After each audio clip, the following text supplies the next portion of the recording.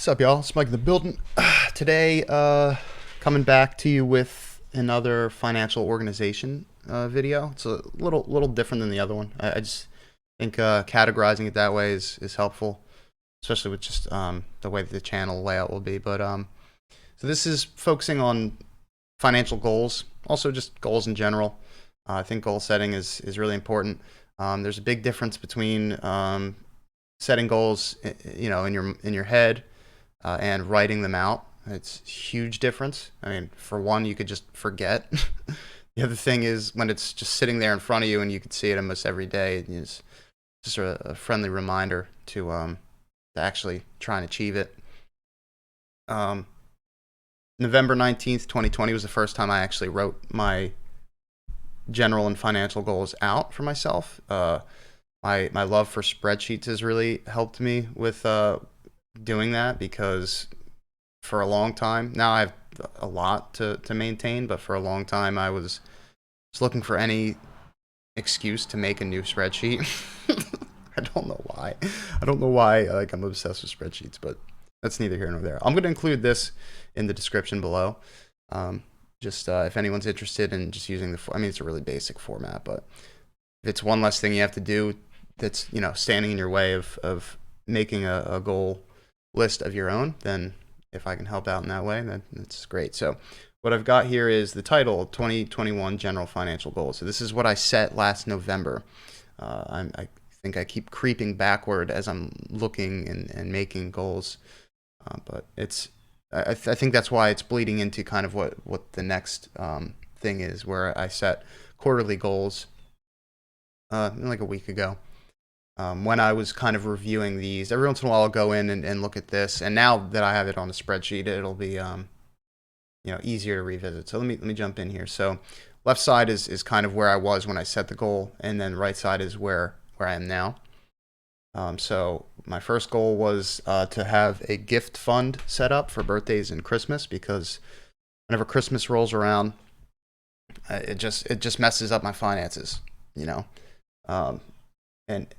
it's been hard to keep this up, but maybe that's kind of what a gift fund is. It's just like a revolving door. Started with nothing. I've a little less than $400 right now, which is really like not a lot, but it's better than nothing. I mean, I don't really get birthday gifts for people lately. This has actually been more wedding gifts, and I don't buy things. I just like to give people $50, $100, just cash. At least pay for your spot in the wedding, right? You know what I mean? The food and all that. So that's what that is. I'd like this to be higher for Christmas. I'd like to have at least like $1,000, $1,500 there, just so I don't have to go into debt in order to get Christmas presents, because that always sucks, And then you spend January, February of the year trying to recoup and pay off your credit cards for that. So I don't want that to happen this year. I want to stay ahead of everything. There was another thing I wanted to point out there. I can't remember. Oh, well, if you're not familiar with this trick with credit cards, I think there's a horrible thing associated with credit cards, just because people misuse them and abuse them. But I like to, when I know I'm coming up on a large purchase, save the money, have it set aside before you make the purchase, sign up for a credit card, get the credit card, buy it with that credit card. What you want to do when you're shopping for credit cards is look for accounts that offer a sign-up bonus. So a lot of the ones that I've done recently were $150 sign-up bonus, $200 sign-up bonus. It's just a free coupon on whatever you're purchasing. So if you use credit cards responsibly, they're awesome, because you have that. Then a lot of them have cashback rewards or travel rewards. They're also more kind of safe to use than like a debit card, because if something happens with your credit card there, I believe they'll reverse the transaction and then try and figure out what happened. Whereas like with a debit card, it's kind of the opposite. Like they'll figure out what happened before they give you your money back. So I think it's just a lot safer to use credit cards. You have to be responsible with them. So Fidelity, this is my retirement account. I'm not going to meet that. I kind of had a feeling since I made this. Like the this was my first goals thing that I actually wrote down, like in a serious way. So a lot of these are really over the top. Like read 20 books was originally read 100 books. Like that is not gonna happen. I'm sorry. Even 20 books. I've read one fucking book. Sorry, excuse me. Sorry, Dennis. Since November. That's horrible, you know. So I really just did not read this year at all, which is weird because in 2020 I read a lot. That's why I made that goal. But yeah, didn't meet that. Started 71. I'm up, which is great, but this was a lot closer to 100K, and lately I've just been getting beat up in the market. So not gonna harp on that too much. Same deal here. Started at 3. This is kind of nice, you know. That increase. I did exceed 10,000, like 2 or 3 times it broke through, and by like $100, $150. But there's been a lot of fluctuations lately, a lot of drops for inflation, debt ceiling, China, all kinds of stuff. So I'm not gonna worry too much about that, and there's still a chance that I meet that. So. Oh, and I guess what I did set this up, so I'm going to do these. That's not going to happen. I technically did that. I'm going to cross this off. This is my set aside or pay yourself first. That's the PYF. It's a concept that came from the Richest Man in Babylon, where you're supposed to get paid and then keep 10% of your money, no matter what, and you take that off the top. That's your money first. You can't think of the word, like you keep it, and then you know, I don't know, like 20% of bills or something like that. The rest you can pay or, you know, use for whatever you want. But so I was doing that, was at 10, was slowly increasing it, got up to 13, and then this was post-tax. So I wanted it to be pay yourself first pre-tax, and that's just how I calculate it. Obviously, taxes get taken out before anything, but I calculate. So I've been saving 35% of my income, but I've been doing it pre-tax. So that's based off of my gross, and I've been able to uphold that. So I'm gonna cross that off. Sometimes it's 30, sometimes it's 36, but it's usually around there. I grade this out because I'm no longer pursuing my CPA.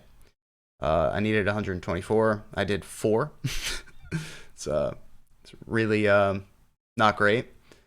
I'm floating around right now, trying to figure out what I want to do. I don't know. I tried this. I tried something else in getting licensed to sell life and health insurance. Not pursuing that either. Might be other things that I might try. Yeah, so that's grayed out. This I'm excited about. Well, not the 100. I mean, that was another one that way higher than I thought that was reasonable. It's kind of hard to get subscribers, man, when you're first starting out anyway. But I've gone from 18 to 41. I feel like that's not bad. More than doubled. And I'm working on doing more with that, because honestly, the YouTube thing is just fun. I'm just exploring the things that I love more than anything. And sharing that with people is a lot of fun. So yeah, if you're watching this and you're enjoying this and you liked the other financial organization video, I plan on doing more of those. So please subscribe and help me with achieving my goal. Like I mentioned in my last magic video too, you know, I want to help anybody that's interested in setting their own goals, or even just chat about it. I mean, I think anyone else that's interested in this is just, there's nothing but positivity here. You know, it's only going to make you better, even if you don't meet all your goals. If you meet one of them, you're better off than you were. You know, so I think it's just a good thing. So you know, let's help each other out that way. So I was getting kind of obsessed with dividends in 2020. I wanted to retire early and live off of dividends. Well, it turns out that's really hard. So I just made a small goal here, which it was perfect because it was achievable. And I don't know. I guess that's all I really have to say about that. Started at $27 a quarter. Now I'm at $55 a quarter, just passive income from dividend stocks. that's kind of cool. Let's see. I did meet that one. And I still have time for some of these. I'm not going to meet 100. I have updated goals in the quarterly one that we'll go over, but I wanted to have a savings account that or something that acted like a savings account, which now I'm currently using. I'm going to cross this off. I'm just using a secondary checking. I mean, savings. I'm not going to use a savings account. I think that there's way better places to keep your money. It's just my opinion. The returns are a joke. I just needed something where when I'm setting money aside for utilities or the mortgage or the sewage bill or something like that, that I just don't have it sitting in my main account, so that it's just easier to see what's going on, you know. So I have a secondary checking account that I just move things to, and I have a spreadsheet that partitions that money, so I know what's allotted to what. So basically, all my money's accounted for. I live basically paycheck to paycheck. Anything extra, excuse me, anything that I can afford is just going into investments. So I barely have any money, liquid money, that isn't accounted for by bills. I'd like to do this. Maybe 2022 is the year. It's cool because 2021, I tried this, hated it. Just this the hoops I had to jump through before, to get to that point. I'm over school. I'm done. I love to learn, but it's so horrible. I don't know. I don't know what my thing is about school, but it really irritates me. Then I tried the certification, which I liked a lot more because it was just more directly related to whatever I was trying to achieve. It just got a little stressful, and it just started to come into, you know, the picture was clear that, you know, I'm not a salesperson. I'm not going to be able to do this, you know. So it wasn't exactly what I want to do, and maybe that means that real estate's a bad thing too. But, you know, I'm going to explore it, and if I find out I don't like it, then that's fine. At least I'm trying different things. So that I might cross off because I've been talking with Mark about that stuff, and we've been working on some music, so that's been a lot of fun. Pay off student loans, that was a nice accomplishment. Definitely cross that one off. I didn't have much left, so that wasn't too bad. Read 20 books, total joke. Oh man. So I updated that one in the quarterly one too. Release album. That was a Euphony Machine album that I wanted to release that I just didn't get to, so I graded out. I'm still working on music. I released a few things in 2021. I think an EP and at least a single or two. And I have one coming out October 22nd. It's a spooky track. And then create a second. No, actually, I did this. Sort of. I don't know what color everything else is. Yeah, I mean, it's on Teespring. They're not spectacular. I also ordered a prototype for something else that maybe I should be rocking in these videos. It's just the Euphony Machine logo, a white logo on a black sweatshirt. All right, let's hop on to the quarterly goals. So this is something that I actually was inspired by Mark, because Mark does yearly. Is my pops here? Yeah. All right. I'm gonna break this up, I guess, and I'm gonna do a quarterly video separately because my dad's here. We're gonna work on the bathroom a little bit, which is somewhere in here. No, it's not. Bathroom renovations. Finish them. That's one of the goals. So. Yeah, let me know if you like videos like this. Let me know if this is helpful, if you have goals of your own that you're going to set. And then, yeah, help me reach this goal.